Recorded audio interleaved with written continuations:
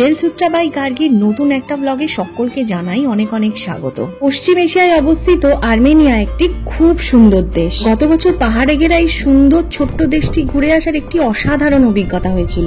আজকের এই ব্লগে আর্মেনিয়া ঘুরে আসা নিয়ে সমস্ত ডিটেলস থাকবে। ভিসা প্রসেস থেকে আমাদের কমপ্লিট আইটিনারি সব থাকবে। ককেশাস পার্বত্য অঞ্চলে অবস্থিত আর্মেনিয়া ইউরোপ এবং এশিয়া সংযোগস্থলে অবস্থিত একটি ঐতিহ্যবাহী দেশ। উত্তরে জর্জিয়া, পূর্বে আজারবাইজান, পশ্চিমে টার্কি এবং দক্ষিণে ইরান দিয়ে ঘেরা ছোট্ট এই দেশ। পুরনো ইতিহাস, অসাধারণ চার্চ এবং মনাস্ট্রি, অনন্য পার্বত্য ভূমি, বন্ধুবৎসল এই দেশ এক কথায় কিন্তু হিডেন জেম।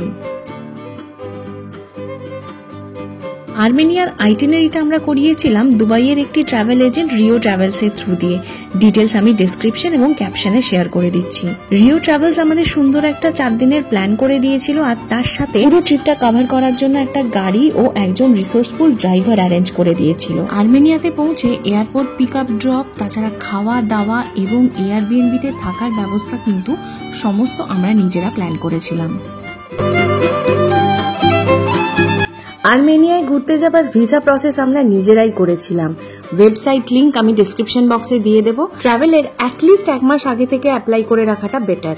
আর্মেনিয়ার ই ভিসা ওয়েবসাইটে গিয়ে পাসপোর্ট ও কান্ট্রি ডিটেলস দিয়ে ভিসা অ্যাপ্লাই করা যাবে। প্রসেসটা শুধুমাত্র আমার ভিউয়ার্সদের সুবিধার জন্য তথ্য হিসেবে পোস্ট করছি, আমি কোনো ভিসা এজেন্ট নই।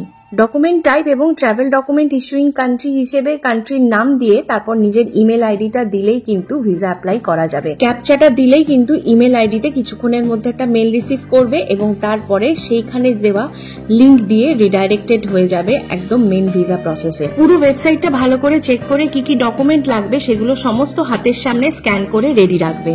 মোটামুটি আমার যেগুলো মনে পড়ছে আমি সেগুলো শেয়ার করে দিচ্ছি, বাকিগুলো তোমরা একবার চেক করে নিও।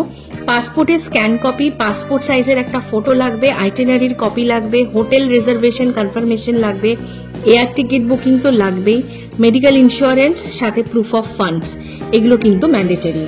এগুলোর সাথে আমরা একটা অ্যাপ্লিকেশন করে সাবমিট করেছিলাম যাতে আমাদের ভিজিটের কারণ এবং বাকি সমস্ত ডিটেলস রিটেন ছিল। খেয়াল রাখবে একটা করে ডকুমেন্ট সিলেক্ট করবে আর রেলিভেন্ট ডকুমেন্ট সাবমিট করবে। ই ভিসা করতে মোটামুটি $6 করে পার হেড পড়ে, যা INR এ মোটামুটি 530 টাকার কাছাকাছি। আর্মেনিয়ার কারেন্সি হলো আর্মেনিয়ান দ্রাম। আমি কনভার্সনটা ক্যাপশনে আর ডেসক্রিপশনে দুটোতেই দিয়ে দেব। দুবাইয়ের আনসারি এক্সচেঞ্জ থেকে আমরা আর্মেনিয়ান দ্রাম কিছু সাথে নিয়েছিলাম, ভালো রেট পেয়েছিলাম। ইন্টারন্যাশনাল ডেবিট ক্রেডিট কার্ড সব জায়গায় অ্যাকসেপ্টেড হলেও রুরাল এরিয়া এবং মনাস্ট্রিগুলোতে কিন্তু ক্যাশ দিয়ে এন্ট্রি পাস নিতে হয়। আর্মেনিয়ান দ্রাম ছাড়াও কিন্তু US ডলারেও এখানে পেমেন্ট যে কোনো জায়গায় নেওয়া যায়, আর ইয়ারাভেনে মোড়ে মোড়ে কিন্তু ব্যাংকিং সার্ভিস ব্যবস্থা রয়েছে। আর্মেনিয়ার জাভারনট ইন্টারন্যাশনাল এয়ারপোর্টে নেমে ইমিগ্রেশন প্রসেস কিন্তু অত্যন্ত স্মুথ।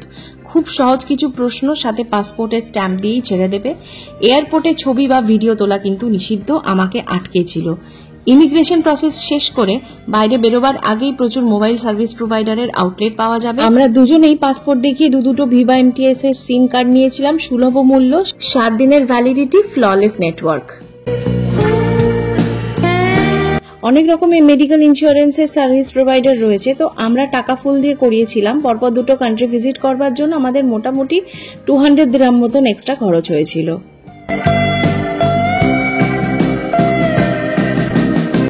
আর্মেনিয়া ঘুরতে যাবার বেস্ট সিজন হলো এপ্রিল থেকে জুন।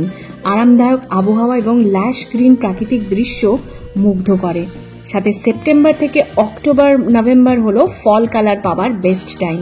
বরফাবৃত পাহাড়ি দৃশ্য এবং ট্রেকিং এর জন্য এই সময় কিন্তু পারফেক্ট। আমরা নভেম্বরের মিডলে আর্মেনিয়া গেছিলাম, তো ভালো মতন উইন্টার পেয়েছি। যত রকমের গরম জামা কাপড় হয় সবকিছু ক্যারি করা ম্যান্ডেটরি। মোটামুটি এভাবে টুপি, গ্লাভস, 2টো করে সোয়েটার পরে বেরিয়েছি। আমরা সব দিনই টেম্পারেচার কিন্তু ক্লোজ টু 2-3 পেয়েছি রাত্রের দিকে। তবে ওখানে গিয়ে শুনলাম এপ্রিল থেকে জুনে গেলে হালকা jacket, full sleeve top carry করলেই হবে। ওই সময় টেম্পারেচার ফ্রিজিং কোল্ড হয় না। আর্মেনিয়া ফুড লাভারদের কাছে একটা স্বর্গ হবেই হবে, কারণ অসাধারণ কিছু খাবার দাবার পাওয়া যায়। মাস্ট ট্রাই হলো এক ধরনের বারবিকিউ মিট, যেটার নাম হলো খোরোভাস। এটা নানান রকমের মিট দিয়ে কিন্তু ওরা বানাতে পারে। সাথে ইউনেস্কো হেরিটেজ ফুড হিসেবে রয়েছে দলমা বা লাভাস। আমি ওখানে গিয়ে দোলমা এবং প্রচুর পিজা খেয়েছি। কিছু ইন্ডিয়ান রেস্টুরেন্টও পাবে, কিন্তু আমরা কোনোভাবে ইন্ডিয়ান রেস্টুরেন্টে গিয়ে কিছু ট্রাই করিনি। দুবাই থেকে আবুধাবির উদ্দেশ্যে আমরা রওনা দিয়েছিলাম 12 তারিখ সকালের দিকে, কারণ আমাদের দুপুরে ছিল আর্মেনিয়াগামী উইজ এয়ারের ফ্লাইট। আমরা নিয়ারেস্ট বাস স্টেশন অবধি গিয়েছিলাম ক্যাবে করে, তারপর ওখান থেকে আবুধাবিগামী বাসে করে পৌঁছে গেছিলাম আবুধাবি এয়ারপোর্টে। ওই দিন আমাদের আর্মেনিয়াগামী ফ্লাইট প্রচন্ড ক্রাউডেড ছিল, তো আমরা সিকিউরিটি চেক ইন করে প্রচুর আড্ডা মেরে ফাইনালি ফ্লাইটে বোর্ড করে ইরানের উপর দিয়ে গেছিলাম। দেখো কি সুন্দর কিছু কিছু স্নো ক্যাপ দেখা যাচ্ছে। আর আমরা এখন প্রায় আর্মেনিয়া ঢুকছি, আর মাউন্ট আরারাত এখান থেকে দেখা যাচ্ছে। এখানে বলি, ইন্ডিয়ার সাথে আর্মেনিয়ার টাইম ডিফারেন্স হলো মাত্র 1.5 ঘন্টা, মানে ইন্ডিয়া 1.5 ঘন্টা আর্মেনিয়া থেকে এগিয়ে। ইউএই আর আর্মেনিয়ার মধ্যে টাইম ডিফারেন্স নেই। আর্মেনিয়ার এয়ারপোর্টে পৌঁছে আমরা ইয়ান্ডাক্স ট্যাক্সি ধরে আমাদের নির্দিষ্ট এয়ারবিএনবিতে পৌঁছে গেছিলাম।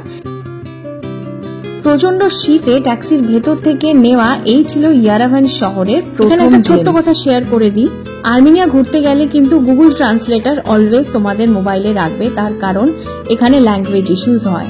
বাট মানুষ অত্যন্ত কনসার্ন, তার কারণ প্রত্যেকে এখানে গুগল ট্রান্সলেটর রাখে যাতে ট্যুরিস্টদের কোনো অসুবিধা না হয়। এই হলো ইয়ারাভান শহরের দৃশ্য আমাদের ব্যালকনি থেকে। ইয়ারাভান পৌঁছে আমরা আমাদের এয়ারবিএনবিতে চেক ইন করে বেরিয়ে পড়েছিলাম কাছাকাছি একটু ঘোরাঘুরি করতে। এখন আমরা আমাদের এয়ারবিএনবি থেকে ঢিলছোড়া দূরত্বে থাকা রিপাবলিক স্কোয়ারের মধ্যে ঘোরাঘুরি করছি। পরের দিন সকালে মানে ডে 2 তে আমাদের ট্রাভেল এজেন্ট থেকে গাড়ি পাঠিয়ে দিয়েছিল। সামনের 4 দিন আমরা এই গাড়ি করেই ঘুরবো। তো যাই হোক, আমাদের প্রথম গন্তব্য ছিল একটা স্নো ক্যাপড মাউন্টেন। সেখানে আমরা প্রচুর স্নো পেয়েছি, খুব মজা করেছি। ওখান থেকে চলে গিয়েছিলাম অ্যাম্বার ফোর্ড।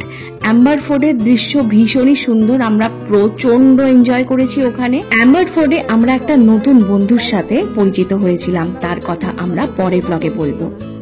অ্যাম্বার ফোর্ট থেকে আমরা পৌঁছে গেছিলাম আর্মেনিয়ার অ্যালফাবেট মনুমেন্ট বলে একটা প্লেসে। সব কিছু কিন্তু থাকবে পরের ব্লগে। এর পরের লোকেশন ছিল স্যাগমোসাভ্যাঙ্ক মনাস্ট্রি, ভীষণ সুন্দর একটা জায়গায় লোকেটেড। আজকের সাইট সিং এখানেই শেষ। এরপরে আমরা রিপাবলিক স্কোয়ারে নেমে আর্মেনিয়ার ন্যাচারাল হিস্ট্রি মিউজিয়ামটা দেখলাম। এটা আমাদের আইটেনারিতে ছিল না, আমরা নিজেরাই দেখছি। দিনটা শেষ করলাম ইউনেস্কো ওয়ার্ল্ড হেরিটেজ ফুড হিসেবে আখ্যা পাওয়া দলমা খেয়ে। অসাধারণ টেস্ট ছিল। পরের দিন মানে ডে 3 তে আমাদের একটা বিশাল ট্রিপ ছিল। ডে 3 শুরু হলো অসাধারণ খোরভিরাপ মনাস্ট্রি দেখে। তারপরে আমরা একটা খুব সুন্দর পার্বত্য ভূমির মাঝখান দিয়ে ট্রিপ শুরু হলো তাতেব মনাস্ট্রির দিকে। আপ ডাউন মিলিয়ে প্রায় 500 কিলোমিটার রাস্তার মধ্যে বেশিরভাগই কিন্তু স্নোই মাউন্টেনের মধ্যে। তাতেব মনাস্ট্রি যেতে হলে এই উইংস অফ তাতেবে চড়তে হয়, যেটা কি ওয়ার্ল্ডের longest reversible aerial tramway. Tatev monastery পৌঁছতে কেবল কার করে প্রায় 12 মিনিট মতন লাগে। এক অসাধারণ পার্বত্য ভূমির উপর দিয়ে যাওয়া শেষে এই সুন্দর তাতেব মনাস্ট্রির সাক্ষী হয়েছিলাম। তাতেব মনাস্ট্রি থেকে আমরা পরবর্তী গন্তব্যে পৌঁছেছিলাম আরেনি ওয়াইনারি। এই দুই স্পটের মাঝে আমরা খুব সুন্দর কিছু দৃশ্যের সম্মুখীন হয়েছি, যেগুলো কিন্তু ডে ওয়াইজ ব্লগে তোমাদের সাথে আমি তুলে ধরবো। খুব টায়ারিং ডে ছিল। ফেরার পথে মাউন্ট আরারাতের অসাধারণ সানসেট ভিউ নিয়ে আমরা বাড়ি ফিরলাম। কিছু টুকটাক স্ন্যাক খেয়ে রাত্রেবেলা ডিনার সেরে ঘুমিয়ে পড়লাম। নভেম্বরের মিডলে আমাদের আর্মেনিয়া যাবার অন্যতম প্রধান অ্যাট্রাকশন ছিল ফল কালার দেখা। এই দিনটা ছিল একদমই আলাদা। আমরা এত ভালো ফল কালার দেখেছি যে কি বলবো। প্রথমে গার্নি টেম্পল ঘুরে গার্নি টেম্পলে অসাধারণ ফল কালারের সাক্ষী হয়েছি। তারপর ওখান থেকে চলে গেছিলাম আরেকটি টেম্পল, যার নাম ছিল গেঘাট মনাস্ট্রি। আজকেই আমাদের আর্মেনিয়া ঘোরার শেষ দিন, এবং শেষটা হলো একটা খুব সুন্দর নোটে। আমরা দেখলাম লেক সেভান। পশ্চিম এশিয়ার অন্যতম সোর্স অফ ওয়াটার হলো এই লেক সেভান। ককেসান পার্ল বলে এটাকে আখ্যা করা হয়। খুব সুন্দর এক্সপিরিয়েন্স ছিল। ডে ওয়াইজ ব্লগে সেগুলো সমস্ত কিছুই শেয়ার করব। ডিনার সারলাম টার্কিশ ফ্ল্যাট ব্রেড খেয়ে, আর কোথায় কি খেয়েছি সেই সমস্ত কিছু কিন্তু ইন্ডিভিজুয়াল ব্লগগুলোতে থাকবে। এটা পঞ্চিকের হট চকলেট আর ক্যাপুচিনো তো জাস্ট হেভেনলি। কি কি কিনেছি এখানেই দেখিয়ে দিচ্ছি, আর বাড়িতে গেলে 2-3 দিন ক্যামেরা খুলবো না। ডে 5 হলো বাড়ি ফেরার পালা। আমরা এয়ারবিএনবি থেকে চেক আউট করে এয়ারপোর্টে এসে অনেকক্ষণ ওয়েট করেছিলাম, তাই ডিউটি ফ্রি থেকে কিছু জিনিসপত্র কেনাকাটা করেছি, চকলেট, চা, এইসব আর কি। তারপরে উইজ এয়ারের ফ্লাইট ধরে আবার ব্যাক টু বাড়ি। তো তো এর সাথে সাথে আজকের ব্লগটা আমি এখানেই শেষ করছি। আশা করি ব্লগটা খুব ইউজফুল থাকলো। ব্লগটা যতটা সম্ভব ছোট এবং রিসোর্সফুল করার চেষ্টা করেছি, যাতে আর্মেনিয়া সম্পর্কে তোমাদের একটা ধারণা হয় এবং কিভাবে ট্রাভেল করবে সেই সম্পর্কে একটা সুন্দর ধারণা তোমাদের সামনে তুলে ধরতে পারি। আজকের মতন ব্লগটা এখানেই শেষ করছি। সবাই ভালো থেকো, সুস্থ থেকো। যারা এখনো পর্যন্ত সাবস্ক্রাইব করনি তারা ঝটপট করে একটা সাবস্ক্রাইব করে আমার চ্যানেলের পাশে থাকো। পরের দিন থেকে শুরু করব আর্মেনিয়া ডে বেসিসে আমরা কি কি করেছিলাম সেই সমস্ত কিছু।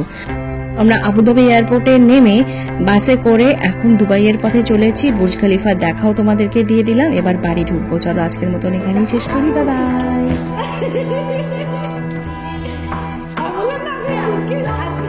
মানুষকে শুনবে না। চলো